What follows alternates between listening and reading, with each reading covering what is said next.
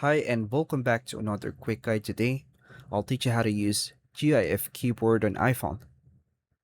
GIFs make conversations more fun and expressive, and iPhones let you easily search and send them using built-in features or supported keywords.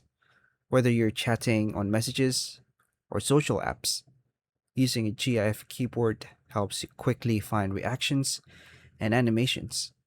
Once you know where to access it, sending GIFs becomes fast and effortless. To begin, open the Messages app or any app that supports GIFs. Tap on the chat or start a new conversation. Tap the text input field to bring up the keyboard. Look for the App Store icon next to the text box.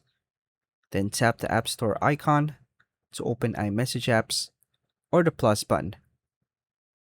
Select the hashtag images GIF app if it's available. If not available, just tap the App Store icon and search for GIF keyboard apps. Download and install trusted GIF keyboard app and enable it on settings if required. Go back to the messages again and type a keyword like happy, laugh, or dance in the search bar. Browse through the available GIF results, then tap on a GIF to insert it into your message. Press send to share the GIF with your conversation. And that's all for now, folks. Thank you for watching.